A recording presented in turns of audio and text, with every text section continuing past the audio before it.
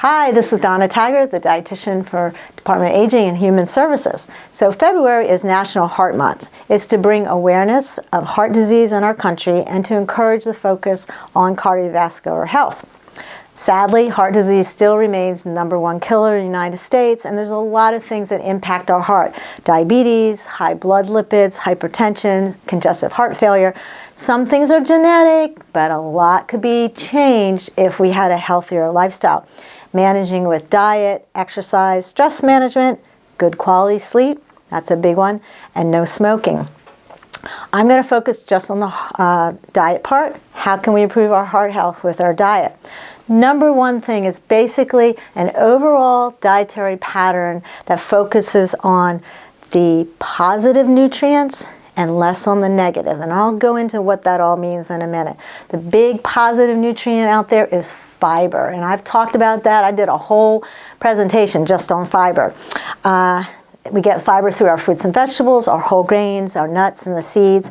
Men need about 38 grams a day. Women need about 25. Doesn't sound like a whole lot, but when you think of an average, fruit or vegetable maybe has 2 grams of fiber. Some breads might have 3 or 4, and some things have a lot of fiber. But you got to work. You got to be mindful of fiber. Every meal, eating fiber to get the fiber we need. So one is emphasis on lots of fruits and vegetables. Now the new dietary guidelines for Americans just came out.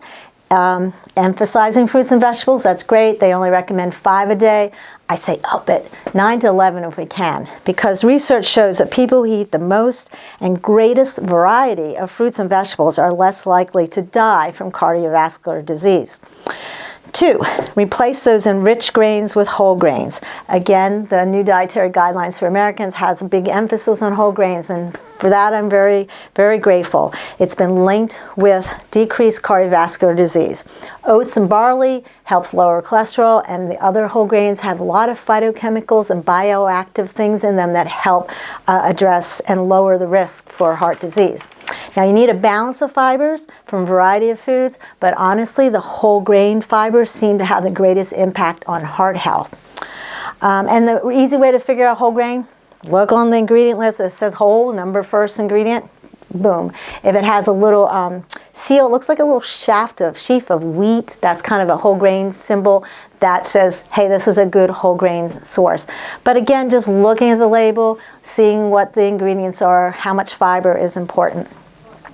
#3 is dairy. There's emerging research shows that full-fat dairy is cardio-neutral, meaning it doesn't have any effect on your heart one way or the other. So if you've been avoiding dairy because you don't want to drink that blue milk, that skim milk,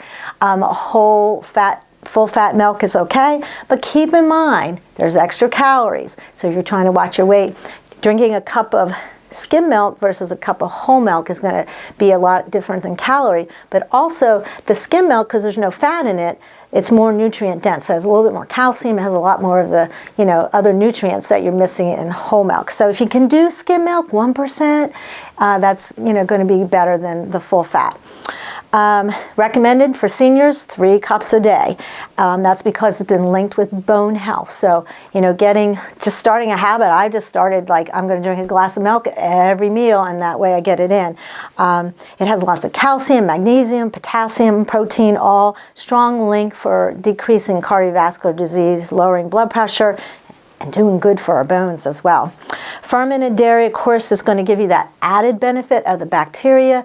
We know now that our gut health is linked to our brain health, our eye health, our heart health, our bone health. If you got a good, healthy gut, the rest of your body is going to be doing pretty good. So healthy gut, getting that good bacteria from fermented dairy.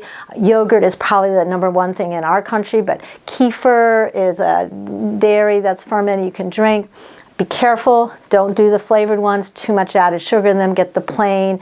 Work through it. You can get used to it. It does taste pretty tart at first, but you can do it. Also feeding that bacteria. They love to eat fiber. So feeding the whole grains, feeding the fruits and vegetables. We can't digest all that fiber. It goes down there. They love it. So that's a good thing for our gut. As far as fats, again, the new dietary guidelines for Americans are featuring all fats are okay. maybe not so much for heart health, not so much for cancers, because there is a definite link with saturated fats, trans fats being linked with cardiovascular disease and also certain cancers. So yes, you can do all fats, a little bit moderation, but really focusing on the heart healthy fats, the mono unsaturated, the polyunsaturated fats that are in your oils, especially olive oil is a good thing to use. Avoid the margarines, that's got a lot of trans fats. Processed foods also have that type of fat. And saturated fats in animals. So animal products, you have to, be careful if you're going to have meat. Make sure it's a lean piece. Don't be chomping down on all that fat around it. It's not good for your heart. Getting omega-3 fatty acids, that's in your fatty fishes. Also walnuts, flaxseed have some. And if you don't get or eat fish too much, you might want to take an omega-3 fatty acid supplement because it's really linked with decreasing inflammation, really helpful with heart disease. Okay, you like coffee and drinking coffee, drinking tea. It's been shown to be cardioprotective, although moderation, 3 cups a day, because, obviously the caffeine, unless you switch to decaf. It definitely is shown to decrease the risk of cardiovascular disease because it's a plant-based.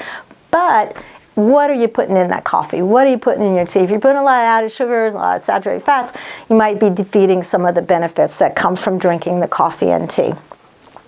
Red wine has been linked with improved heart health, but sadly alcohol has a link now of about 7 different cancers linked to alcohol. So I always say, if you don't drink already, don't start drinking for your heart health. There's other things you can be eating that will give you some of the same phytochemicals that are in that red wine.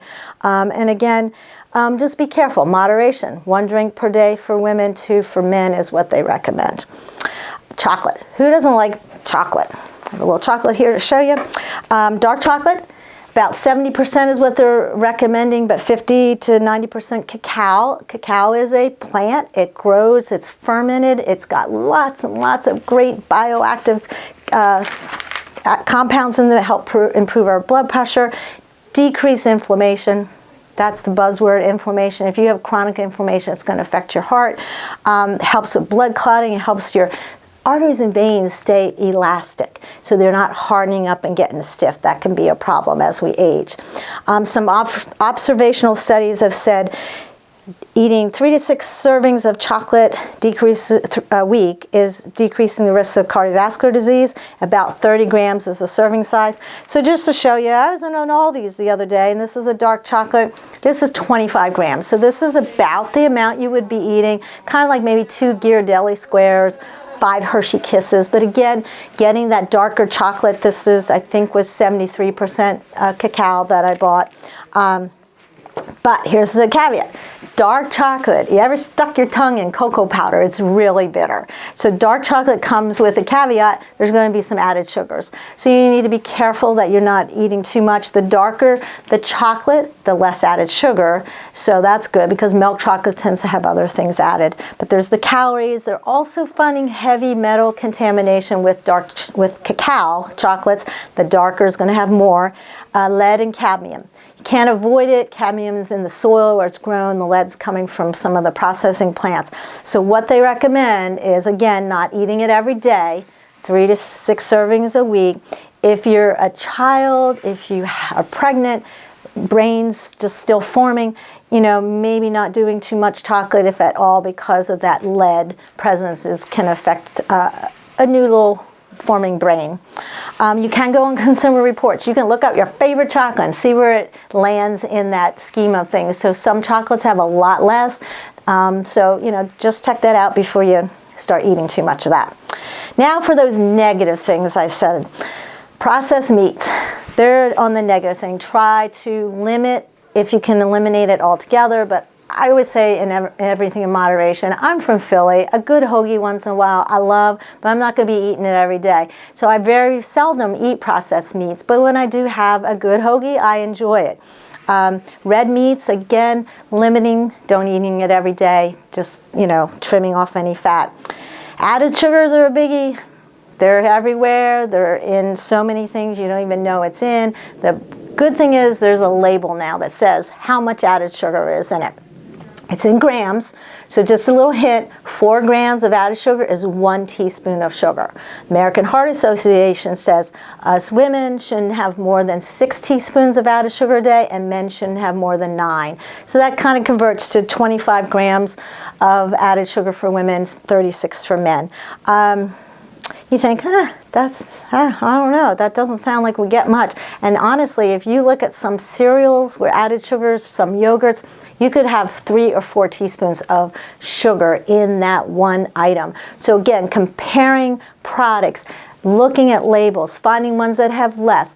Now, if they have 0 added sugar, that's great, but if it's still sweet, and you've got to figure out what's making it sweet. So you have to decide, are they using some non-nutritive sweeteners that maybe you don't want to use?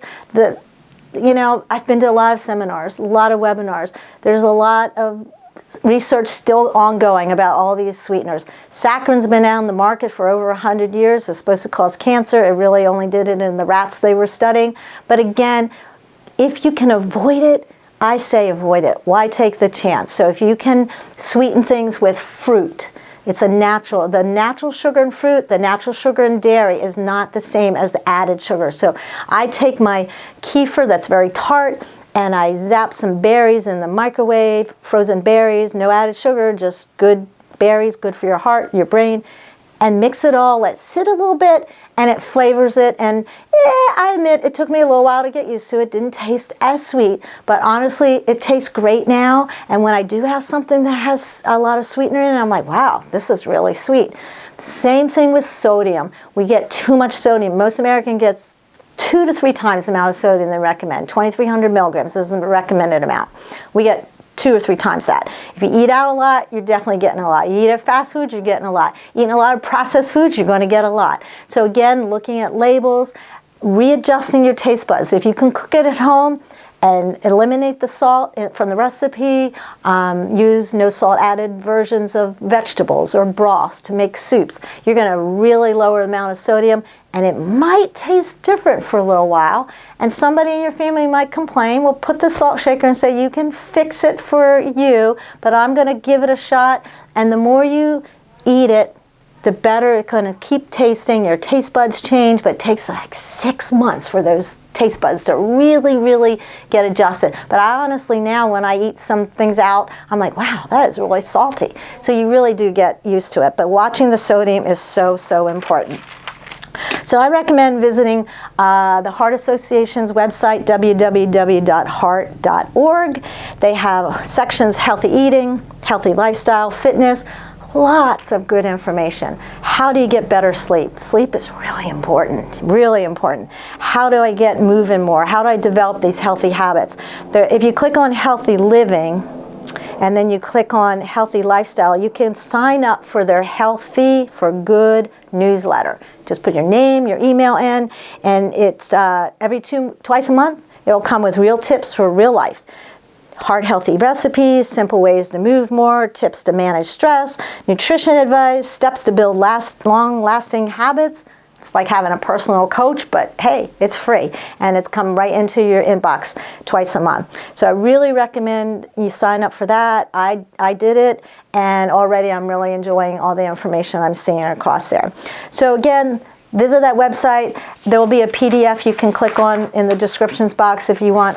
It's from the Heart Association's 10 Ways to Improve Your Heart Health. Kind of talked about all that. But also there will be a thing from the New Dietary Guidelines for Americans on the added sugar limits for help. Because honestly, sometimes you think, oh, granola bars, that's healthy. But some of those granola bars can have quite a bit of added sugar. So it will say here, look for something less than 5 grams of added sugar. So that kind of gives you an idea, because there's going to be sugar in things. Just trying to find ones that have less is important. So next month is March, always National Nutrition Month. So this theme coming up is called Discover the Power of Nutrition. And that's what I've been doing with you, trying to help you see how powerful good nutrition can be for your life. Thank you for coming, and I'll see you next month. Bye.